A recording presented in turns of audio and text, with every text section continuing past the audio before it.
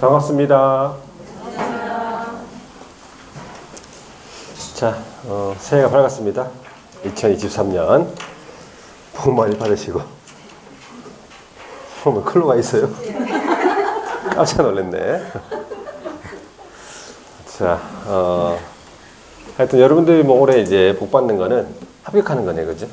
다른 복이 있습니까? 없어요. 그냥 건강 원래 건강한 거고.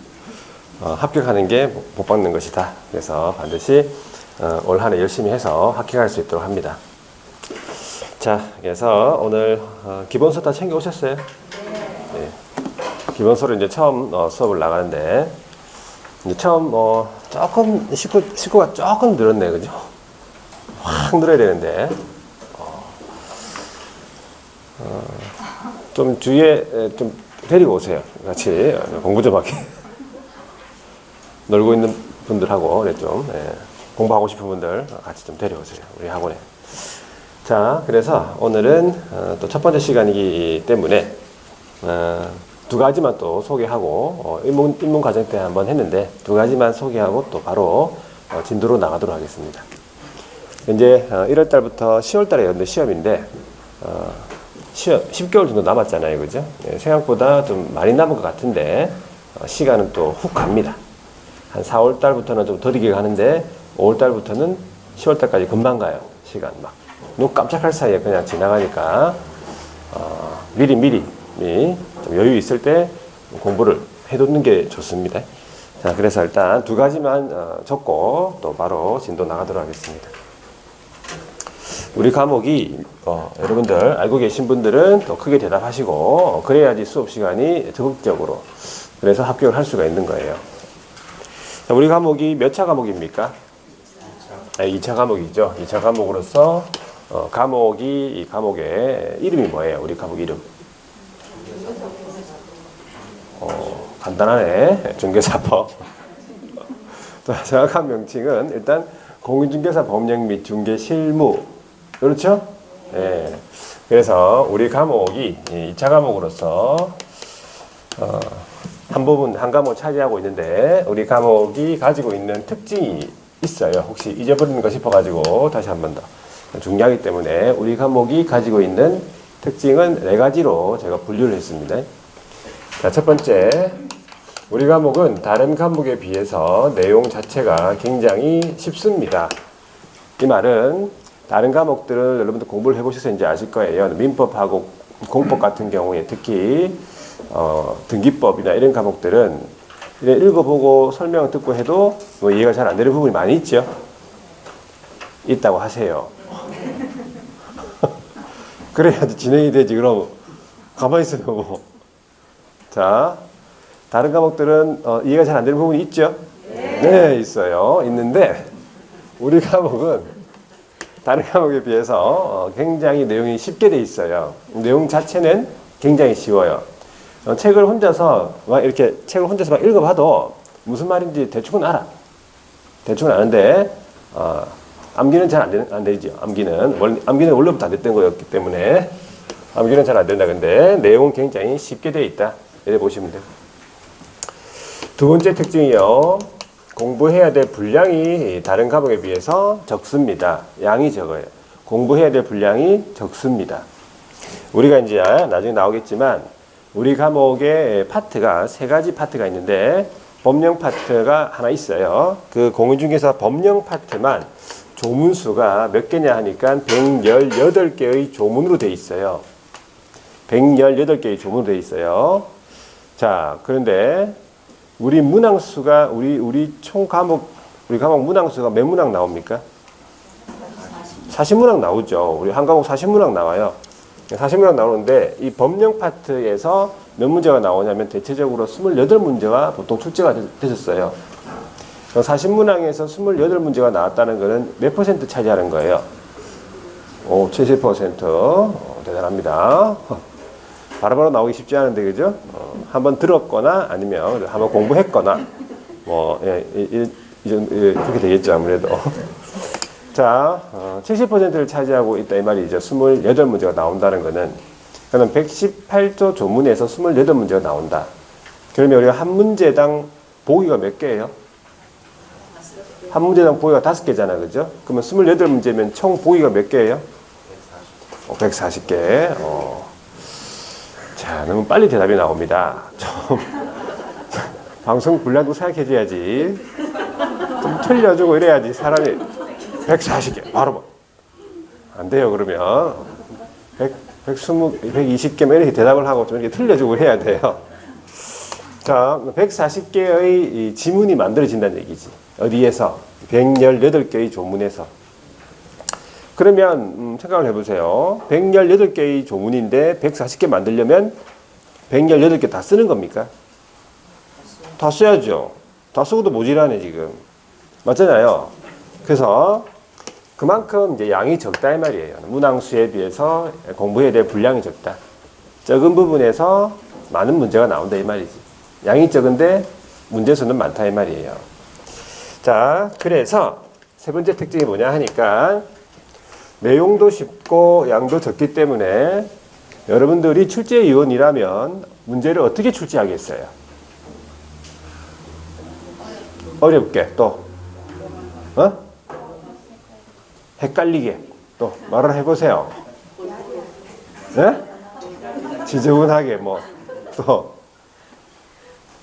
평소에 쓰는 말들, 자기 본인들이 쓰는 말들을 하는 거예요. 이거는 어떤 학원에 가면 아리까리하게, 디테일하게, 알쏭달쏭.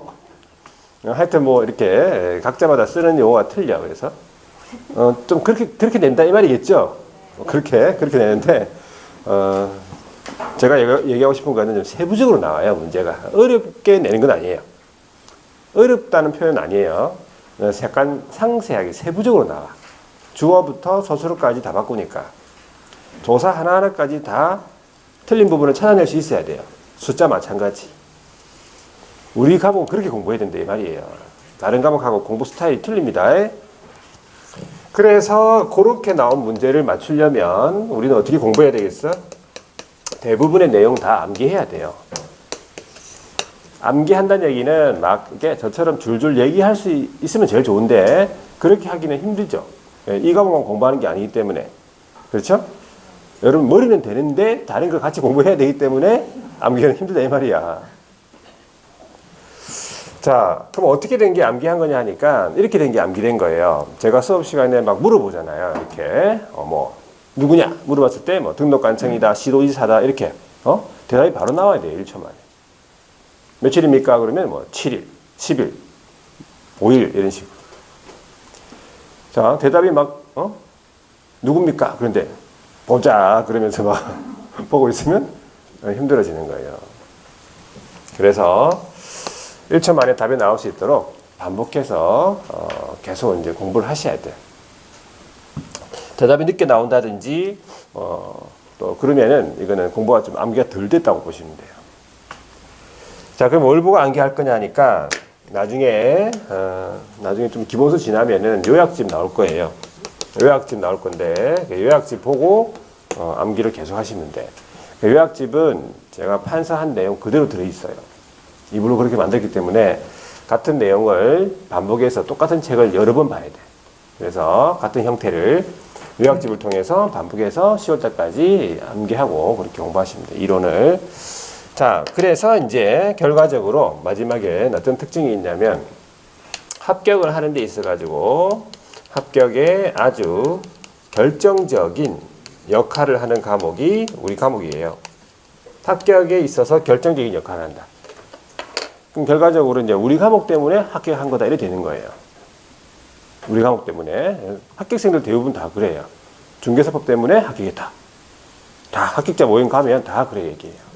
그렇게 될 수밖에 없어요. 우리 과목이. 그래서 효자 과목이라고도 이제 보통 얘기를 하죠. 자, 그래서 100점 만점으로 환산했을 때 100점 만점으로 환산했을 때 우리 과목이 몇 점 맞으면 되느냐 이 말이에요. 몇 점. 몇 점 맞으면 됩니까?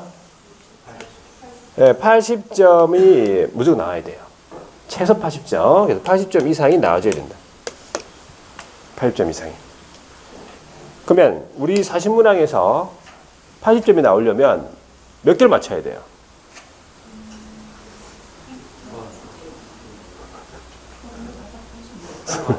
입으로 틀린 거죠? 맞아요. 역시 방송을 안 해. 그래요. 뭐 다시 한 번 더. 80점이 나오려고 하면 40문항에서 80점이 나오려면 몇 개 맞춰야 돼요? 32개가 나와야 돼요. 32개. 32개가 나와야 된다 그러면 몇 개 틀립니까? 8개 틀려줘야 돼요. 8개만 틀려줘야 돼요. 8개. 그러니까 최소 80점 이상이고 저의 목표는 90점이에요. 90점. 90점이면 4개 틀려야 돼요. 그러니까 일부러 틀리라고 내는 문제가 한 2문제 정도 있을 거예요. 틀려주면 되고. 그럼 실수로 2개 틀리고. 그럼 4개 틀리면 되잖아요. 그래서 여러분들이 제가 가지고 있는 목표는 90점을 만드는 거예요. 본고사에서. 되겠죠? 네. 됩니다. 혼자 한 사람 됩니다. 한 사람. 자, 하여튼 최소 80점이에요. 자, 예를 들어서 이렇게 되는 거죠. 80점을 맞았어. 우리 과목에서. 그런데 불합격할 수 있습니까? 있죠. 그러면 무슨 과목 때문에 불합격한 거예요? 왜 굳이 또 공법이겠죠? 그래요? 자, 뭐 공법일 수도 있고 뭐 공시세법일 수도 있죠. 그죠? 하여튼 중요한 건 다른 과목 때문에 떨어진 거다 이렇게 되는 거예요. 그러니까 우리는 80점 맞아주면 우리의 역할은 다 한 거예요. 우리 과목은. 자, 근데 77점을 5점 맞았는데 불합격했다. 그럼 무슨 과목 때문에 떨어진 거예요? 중개사법 때문에 떨어진 거예요. 그만큼 이 80점이 굉장히 의미가 있으니까 요거 81점 이상에 무조건 나오도록 하면 무조건 유지되도록 하셔야 돼요. 한번 점수가 좀 올라가면 또 잘 안 내려옵니다. 올라간 그 느낌이 또 있기 때문에. 자, 그래서 우리 과목의 특징 이 정도 정리하고 그 다음에 이제 중요한 게 우리 과목의 구성이 또 있어요. 구성이 아까 잠시 얘기했는데 파트가 3가지 파트가 있어요. 첫 번째가 공인중개사 법령 파트가 있어요. 두 번째가요 부동산 거래 신고 등에 관한 법률 이렇게 되어 있고요. 세 번째는요 중개 실무 이렇게 파트가 3가지의 파트가 있다 이 말이죠. 자, 그 다음에 대체적으로 지금까지 공인중개사 법령 파트에서 몇 문제가 나왔냐 보니까 우리 40문항에서 26개에서 한 28개 정도 나왔다. 지금까지 평균적으로 봤을 때. 근데 이제 작년에 제가 제가 이제 구분했을 때 제 기준으로 봤을 때 이 법령 파트가 22개 나왔어요. 좀 작게 나온 거지. 22개. 22개. 그래서 대체적으로 이렇게 나왔었고, 그 다음에 여기 부동산 거래 신고 등하는 법률 파트에서는 5개에서 6개 나왔는데 작년에 여기 9개 나왔어요. 9개. 비중이 좀 늘어나는 추세예요. 여기에 중개실무 쪽에서 6개에서 7개 나오는데 여기 9개 나왔어요. 9개. 그러니까 이 뒷부분이 좀 비중이 좀 늘어나는 추세네. 대체적으로 보니까. 자, 그러면 28개 나왔다 했을 때 몇 문제를 맞추면 되겠습니까? 다 맞추면 제일 좋겠죠. 28개. 다 맞출 수 있어요. 있어요. 그런데 이제 실수할 수 있으니까 26개 정도는 나와줘야 된다 이 말이지. 한두 개 정도 실수해야 돼. 저기에서 막 6개 틀렸다. 그럼 어떻게 돼? 떨어지진 않죠. 떨어질 수 있겠지만 힘들다는 얘기지. 6개 틀렸다 그러면 좀 힘들어요. 힘들어. 자, 그 다음에 여기 6개 나왔죠? 그럼 몇 개 맞추면 돼? 3개 정도 맞추면 돼요. 그 말은 반 정도 맞추면 된다 이 말이지. 그럼 여기 6개 나와야 되겠지? 그럼 몇 문제? 3문제 맞추면 돼요. 반 정도 맞추면 된다 이 말이에요. 여기는 절반만 맞추면 돼. 반 정도만. 플러스 하면은 몇 문제? 32문제가 나온다 이 말이에요. 자, 그래서 80점이 나왔죠? 여기다가 네, 각 파트별로 한두 개씩 더 맞추면 9점 나와요. 한두 개 더 맞추면 9점 나오겠죠? 네, 그렇게 해서 9점 맞추는 거지. 공부는 우리가 거의 뭐 100점 맞을 정도로 공부합니다. 완벽하게 다. 작년에도 뭐 1개 틀리고 2개 틀리고 3개 틀리고 4개 틀리고 그렇게 많이 맞췄어요. 합격생들 보니까. 자, 우리 문제는 그렇게 어렵게도 안 나오고 그렇게 또 쉽게도 안 내요. 그냥 공부한 만큼, 준비한 만큼 성적이 나오게끔 만들어요. 시험 문제를. 다른 과목에서 약간 난이도를 조절해요. 우리 과목은 그렇게 조절할 난이도가 없어요. 우리는 그냥 어렵게 낼 게 없어요. 우리는 조금 그대로 나오기 때문에, 어려운 내용이 아니기 때문에. 그래서 민법에 공법에 투자하는 시간 10분의 1만 투자해도 우리는 성적 많이 올라갑니다. 공법 열심히 막 공부를 해도 50점 맞기 힘들어요. 50점 맞기. 공부를 진짜 많이 해도 50점 나와. 진짜. 60점, 70점 나오는 사람도 있긴 있는데 좀 많이 없어요. 그분들은 반에서 뭐 이렇게 없어요, 별로. 그래서 대체적으로 합격생들은 80점대 중개사법, 그럼 나머지 두 과목은 50점대, 55점, 57.5점 이런 식으로 공부를 했으니까. 그리고 뭐 좀 40 몇 점, 47.5, 42.5점 받은 사람도 중개사법 92.5점 받아 합격해요. 합격. 전략적으로 잘 하셔야 돼. 공부를 수험 준비이기 때문에 자기의 점수를 잘 파악을 해서 버릴 거 버리고 더 투자 공부해서 이렇게 하셔야 돼. 공부. 자, 이제 한번 진도를 나가 볼 건데, 이제 우리 1년에 딱 이제 한 번 하는 거 있어요. 한 번 하는 거. 연역을 말하는데, 연역. 부동산 중개업 유래라고 있어요. 유래 및 발전 과정. 요건데, 요거는 이제 딱 한 번밖에 안 해요, 이제. 시험에 나옵니까? 안 나옵니까, 이거? 시험에 안 나옵니다. 안 나오죠. 네. 자, 안 나오는데, 여기에서, 딱 한 가지 정도 건질 게 있어요.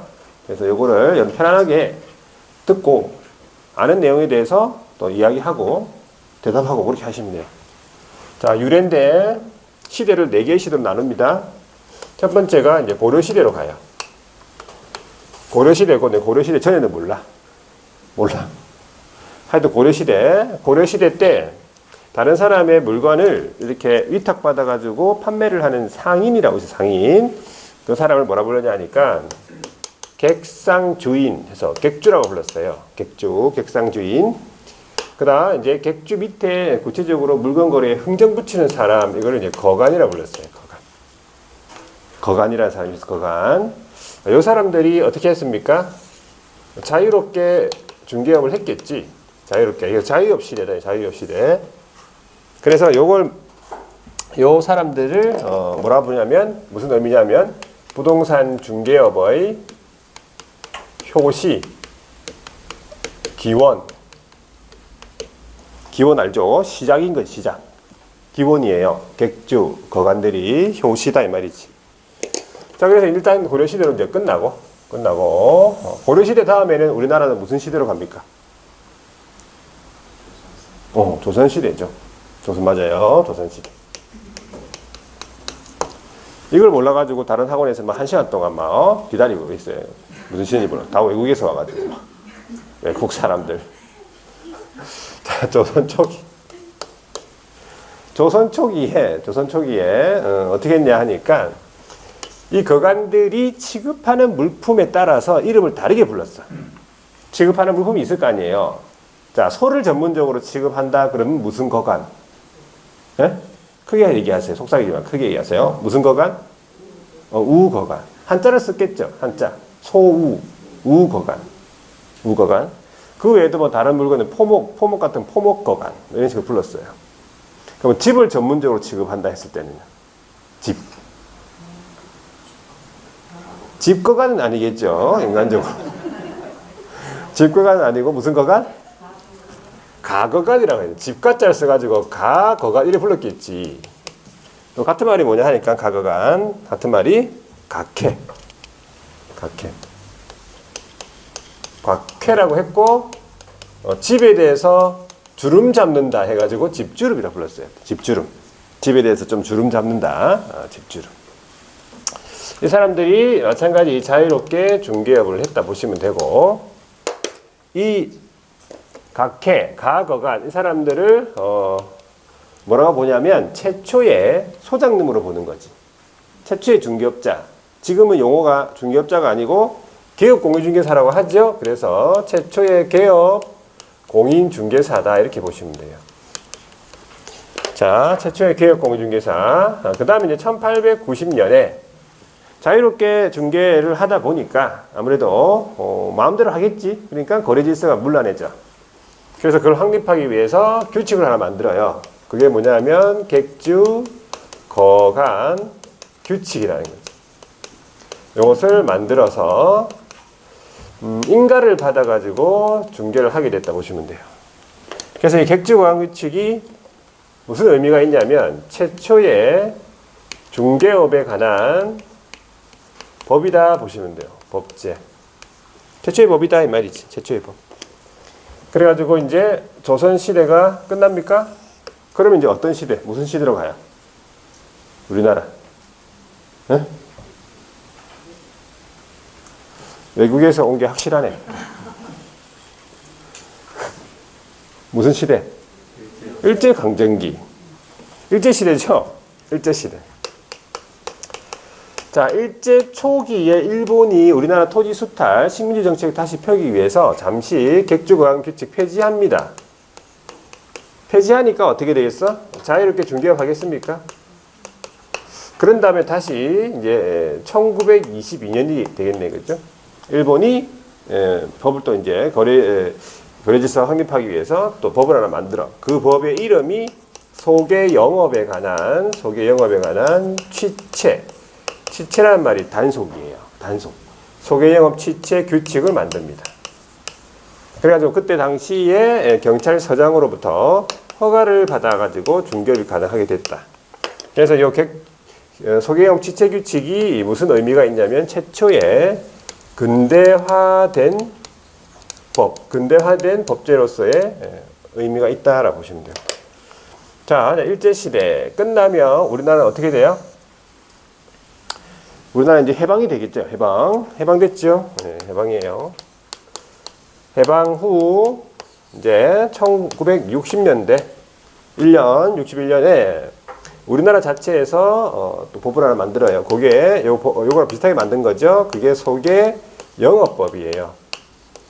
소개 영업법을 만들어서 누구나 신고를 하면 중개가 가능했다 보시면 돼요.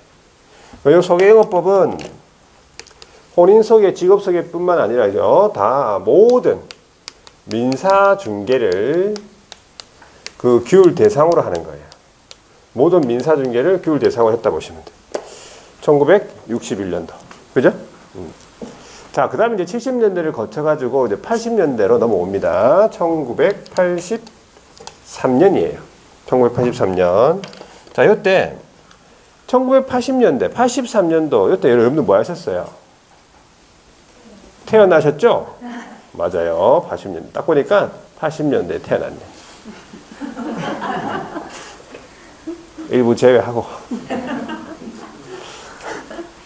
자, 80년대에 태어났기 때문에 지금 이게, 그때는 애기이기 때문에 잘 모르겠네. 그죠? 그러면 80년대는 우리나라가 굉장히 사회가 많이 발전이 돼요. 88년도에 올림픽 모르겠네, 그지?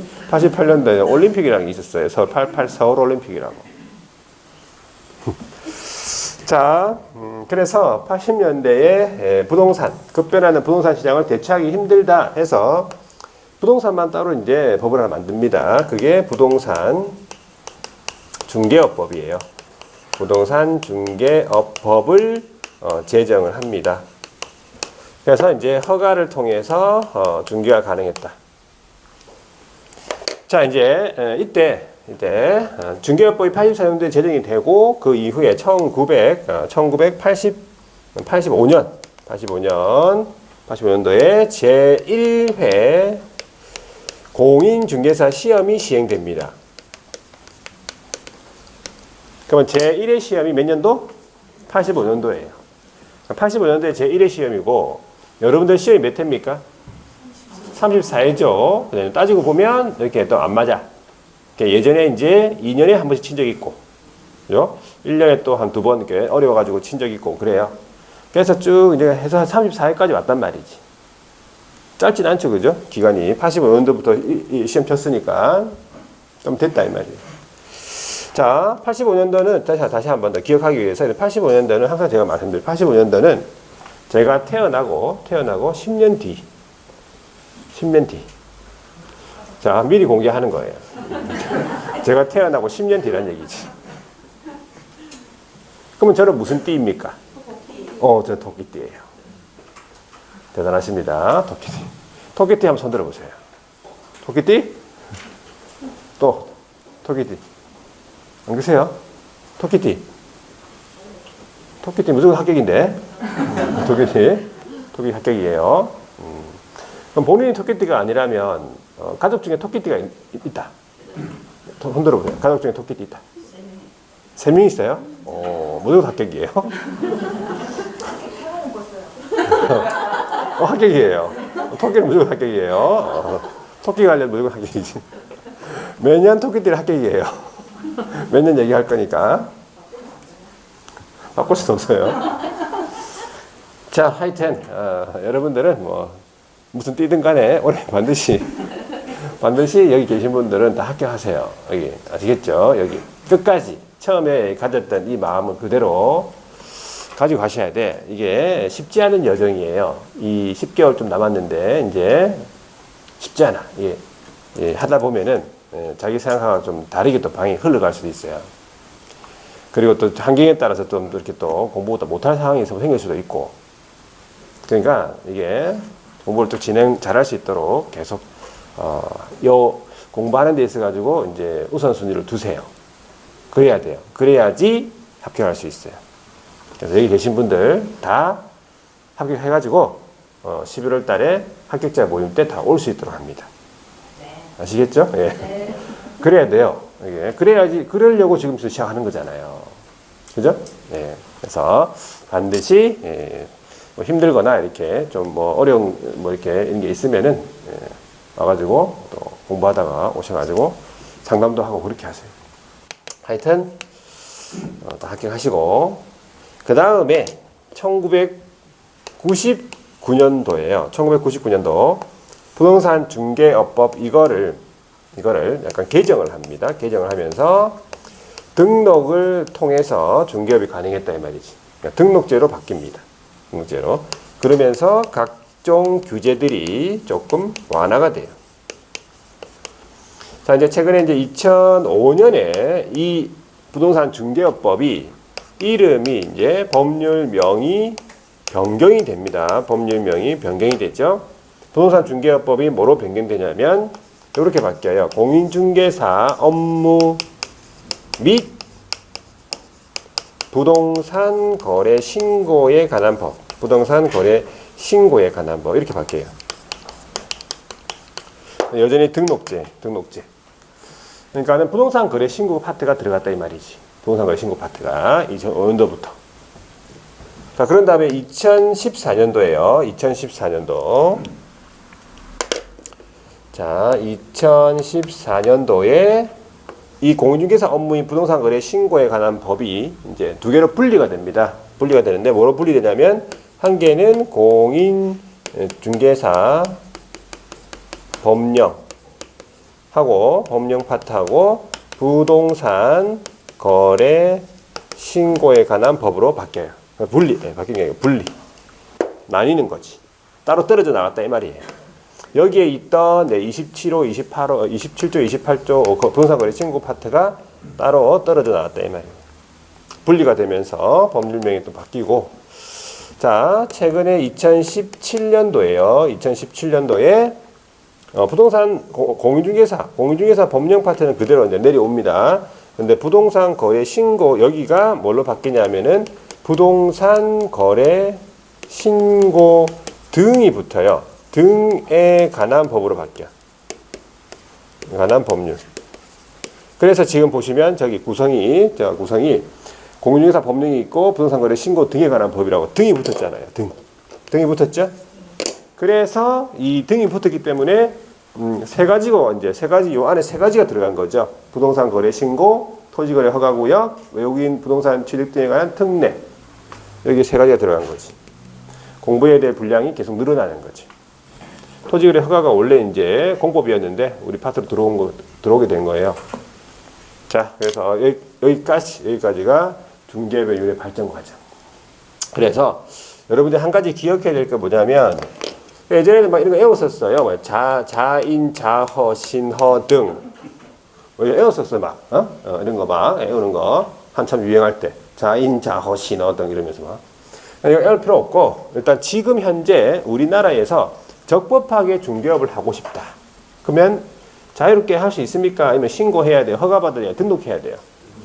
지금 현재 등록해야 돼요. 등록제잖아요. 다 등록이잖아요. 지금까지 다 등록이에요. 이때서부터 99년도부터 등록이. 지금 적법하게 중개업을 하려면 등록해야 됩니다. 아시겠죠? 등록하면 적법 중개업이고 등록 안 하면 불법 중개업이다. 그거 한 가지 알아두십니다. 여기서 다 몰아내고. 아시겠죠? 자, 그래서 일단 연역 통해서 그렇게 한번 받고 그 다음에 이제 책을 한번 펼쳐보세요. 22페이지입니까? 자, 거기 보시면 22페이지에 총칙이라 해가지고 서설 줄을 한번 꺼보세요. 공인중개사법의 성격 밑줄 좀 제목 하나 꺼보고 그 다음에 23페이지에 큰 2번 공인중개사 법령의 구성 밑줄 꽂고요. 그럼 한 장 넘겨보세요. 제2절 법 제정 목적 있죠? 예. 요 세 가지를 볼 건데 이 세 가지를 우리는 이제 기본 개념이라고 합니다. 기본 개념. 그래서 이 세 가지를 한번 바로 볼게요. 자, 첫 번째가 우리 법의 제정 목적인데 모든 법이 1조는 목적으로 보통 돼 있어요. 2조는 용어의 정의. 모든 법이요. 그러니까 우리 법도 1조의 목적이 규정이 되어 있습니다. 목적. 그러니까 우리 법이 가지고 있는 그죠? 목적인 거지. 목적. 그러니까 이 목적은 예전에 우리 시험에 나온 적이 있어요. 한 2, 3년에 한 번씩 나왔어요. 매년 나온 건 아니겠지. 2, 3년에 한 번씩 나왔었던 내용이에요. 자, 그래가지고 그게 목적이 개정이 된 지가 10년 정도 됐어. 10년요. 근데 개정된 이후에 목적을 한 번도 안 나왔어요. 매년 낼 거라고 얘기는 했지만 안 나오더라고. 여러분들 시험에서도 이 목적은 나올 수 있습니다. 예전에 한번 냈기 때문에 예전에 그래서 나올 수가 있어요. 그래서 목적을 만약에 출제위원이 시험 문제 냈다라는 것은 무슨 의미예요? 목적을 냈다. 그러면 그럼 맞춰달라 이 말이지. 맞춰달라. 이건 그냥 주는 문제예요. 목적을 냈다는 거는 그냥 한 문제를 이제 주겠다는 얘기예요. 그냥 편하게 주겠다는 얘기지. 그래서 나오기를 바라야 되겠네, 그지? 자, 목적. 우리 법의 최종 목적은 공부는 간단합니다. 그냥 목적만 딱 암기하고 있으면 공부 끝이에요. 할 거 없어. 그냥 목적만 딱 암기하고 있으면 시험 대비는 끝난 거지. 왜? 목적이냐 아니냐를 물어보니까. 이것이 목적이냐 아니냐를 물어봐요. 문제 나오는 거는. 자, 그래서 네 가지의 목적이 있어요. 첫 번째가 공인중개사의 업무, 공인중개사의 업무 등에 관한 사항을 정하여. 이게 전제이면서 첫 번째 목적인 거죠. 전제이면서 첫 번째 목적이다. 자, 두 번째가 전문성을 제고한다 이 말이에요. 전문성 제고. 전문성을 높이겠다. 아무나 할 수 있는 일이 아니다 이 뜻이에요. 세 번째, 부동산 중개업을 어떻게 합니까? 건전하게 육성하는 거죠. 부동산 중개업을 건전하게 육성하여 궁극적인 목적이에요. 국민의 경제 발전에 이바지하겠다는 얘기지.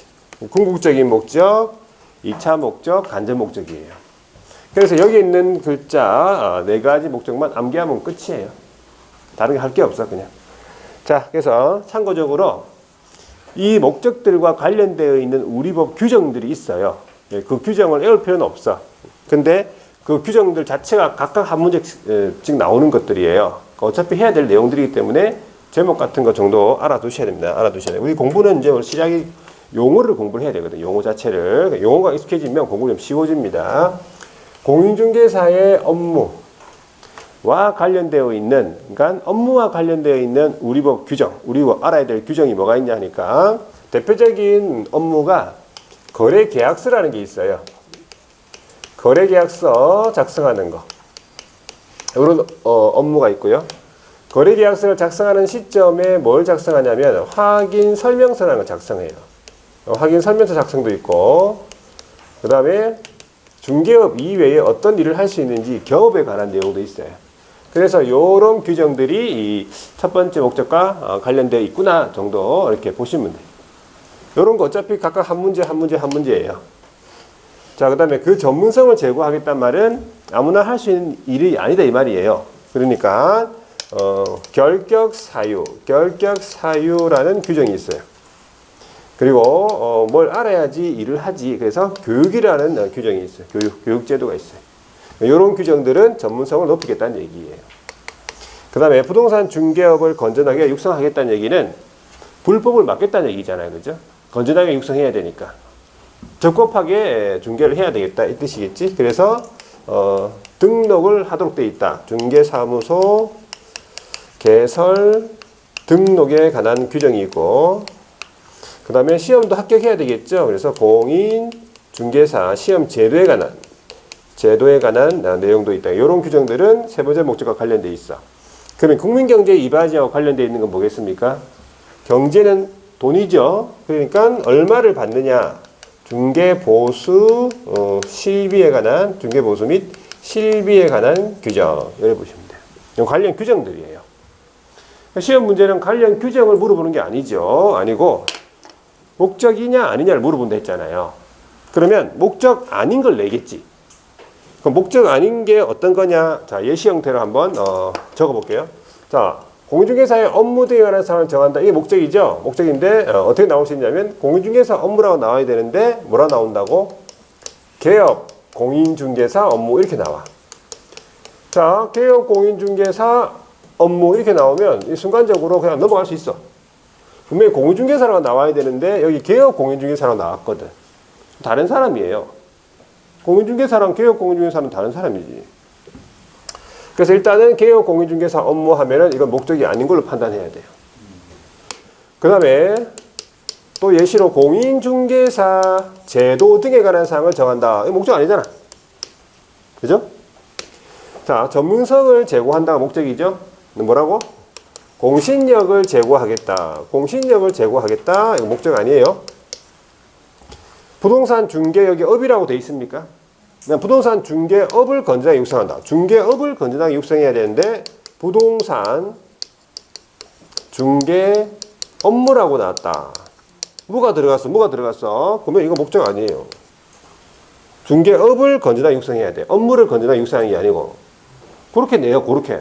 뭐 어렵게 내는 게 아니야. 그냥 저 있는 글자하고 다른 글자를 내요. 다른 글자를. 그게 틀린 목적이니까. 그게 목적이 아니잖아. 건전하게 육성해야 됩니까? 근데 뭐라고 되겠어? 적절하게 규제하겠다, 규율하겠다. 적절한 규제, 적절한 규율. 목적 아니지. 자, 국민경제 이바지가 목적이죠. 근데 뭐라 냅니까? 국민 재산권 보호해 주겠다. 좋은 말이지. 목적 아니에요. 거래 질서 확립하겠다. 좋은 말이죠. 목적 아니에요.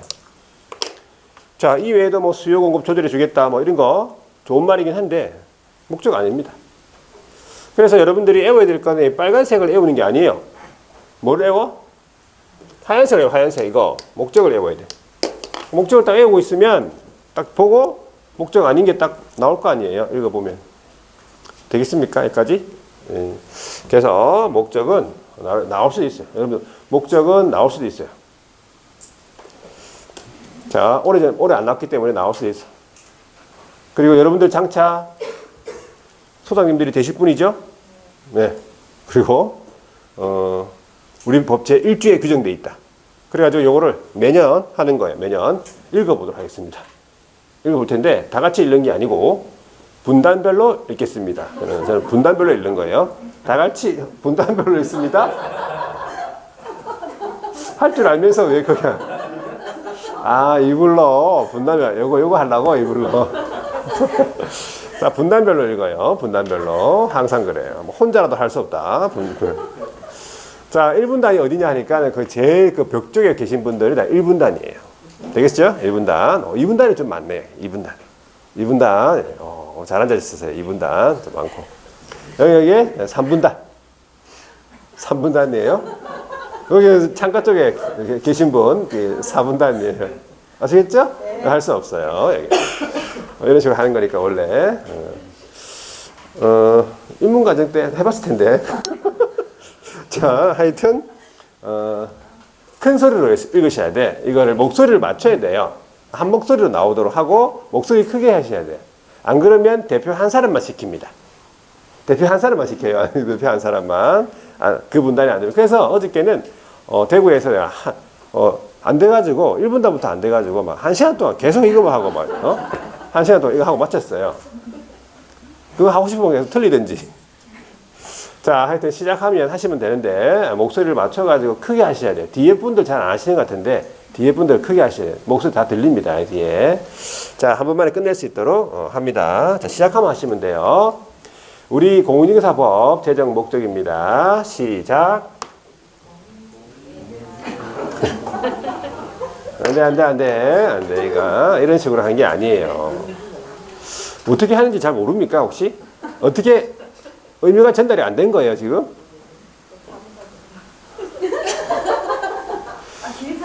자, 보세요. 여기가 1번이 1분단을 읽으라고요. 다 같이. 1분단은 벽이라고, 벽 쪽에. 1분단 읽고, 크게 맞춰가지고, 한 목소리로. 2분단 읽고, 요거 2분단, 요 3분단 읽고, 그 다음에 여기 4분단 읽고. 되겠죠? 네. 합니다. 자, 1분단부터 공인중개사법 제정 목적 시작.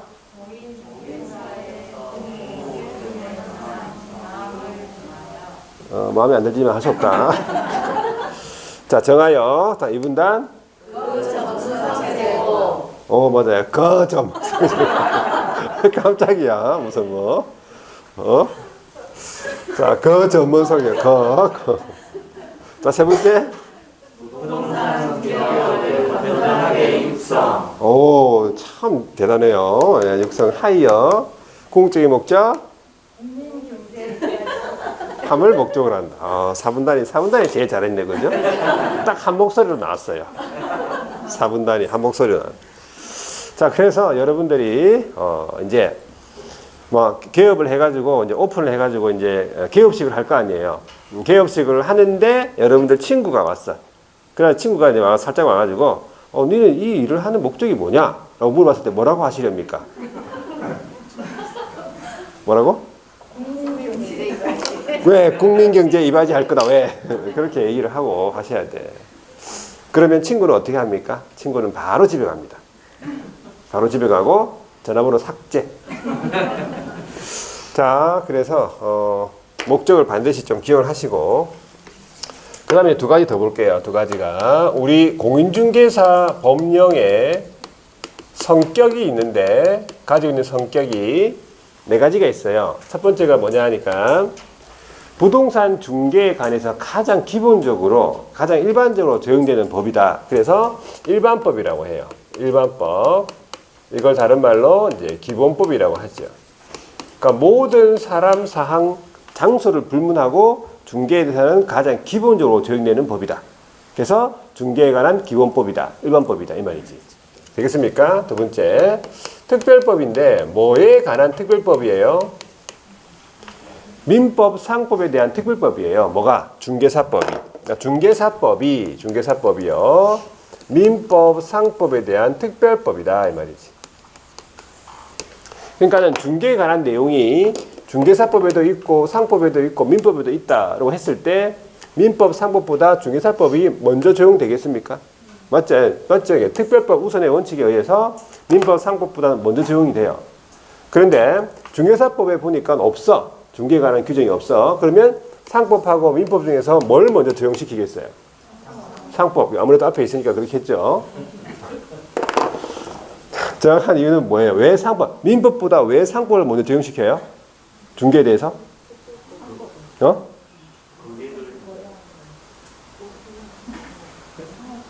뭐라고요? 상업에 가까우니까. 정확한 이유를 자, 소장님은 누구예요? 상인이에요. 소장님 상인이에요. 역시 우리 방송 분량 때문에 이불로 알고도 대답을 좀 늦게 하는 편이네, 보니까. 예, 다 알고 있어요, 우리. 공부를 뭐 열심히 하기 때문에. 자, 상인이에요, 상인. 그러니까 소장님이 상인이기 때문에 상인한테 적용되는 법이 상법이거든. 그러니까 중개사법에 내용이 없다면 민법보다는 상법을 먼저 적용시켜요. 상인이기 때문에. 근데 상법에도 없다 그러면 모든 국민의 법인 민법을 적용시켜요. 소장님도 국민입니까? 국민이죠. 그러니까 모든 국민의 법인 민법 적용시킨다. 그래서 법 적용 순서를 좀 기억합니다. 자, 그 다음에 세 번째가 중간법이다. 중간법. 다른 말로 이제 혼합법이다. 사회법이다. 이래 부르는데, 우리가 등록관청, 그러니까 국가하고 소장님하고 그러니까 관계는 공법적인 관계예요. 그죠? 공법적인 규정이 들어있고요. 소장님하고 의뢰인하고 관계, 개인과의 관계예요. 그건 사업관계지. 그래서 그것이 같이 혼재되어 있어요. 우리 법에 보면. 그래서 이걸 중간법, 혼합법, 사회법이라 불러. 그렇게 파악하면 되고, 네 번째가 국내에 있는 중개사만 취급하겠죠. 그러니까 무슨 법? 국내법이에요. 이렇게 되는 거예요. 국내법.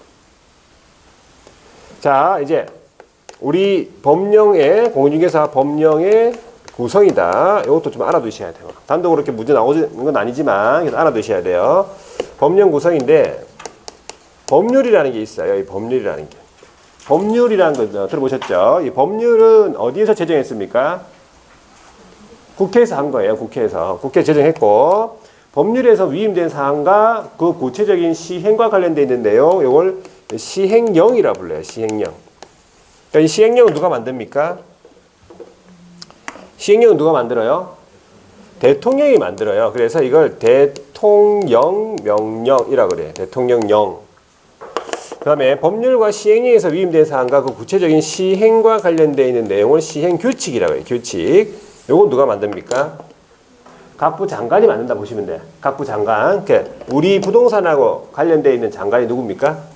국토교통부 장관이죠. 국토교통부 장관 명령, 국토교통부령이라 불러요. 같은 말이라는 걸 알아두셔야 돼요. 시행령은 대통령령, 시행규칙은 국토교통부령이다. 되겠습니까?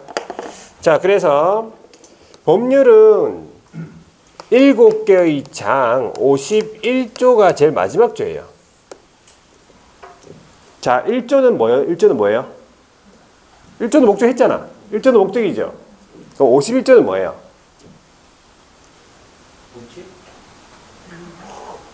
깜짝이야. 야, 그래도 자, 과태료라고 하죠. 과태료예요. 과태료. 이런 공부를 안 해본 사람은 모릅니다.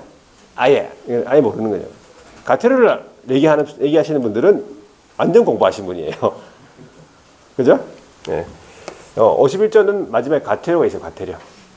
몰라야 돼. 일단은 51조가 제일 마지막. 중간에 비어 있어요. 27, 28조 비어 있어요.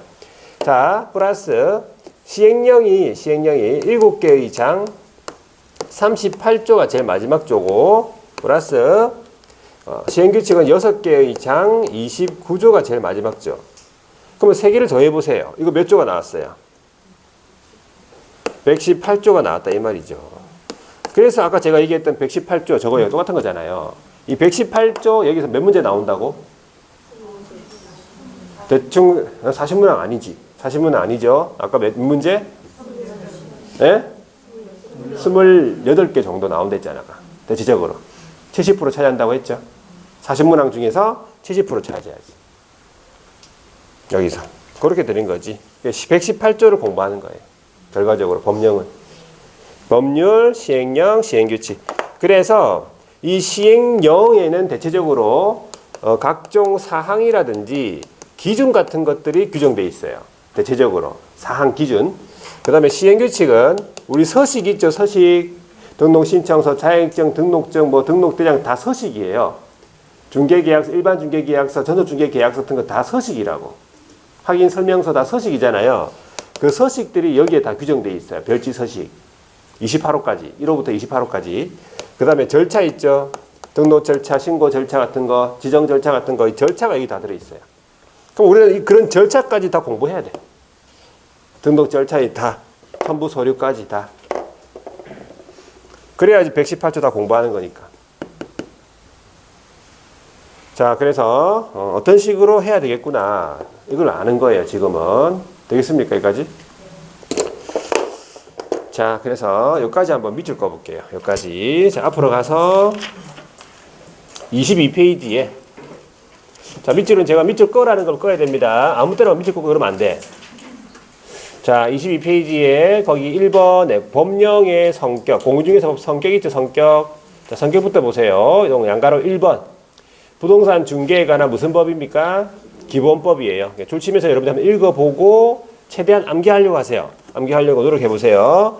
기본법이다 이런 말이죠. 첫 번째 줄 끄시면 돼요. 공인중개사와 부동산 중개에 관련해서 가장 기본적으로 적용되는 기본법. 일반법이라고 한다 이 말이죠.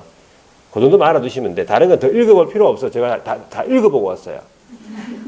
제가 대신 다 읽어보고 왔기 때문에 여러분들 더 읽을 필요 없이 그냥 이 중심부만 좀 읽고 하시면 돼. 그렇게 하려고 밀쳐치는 거예요.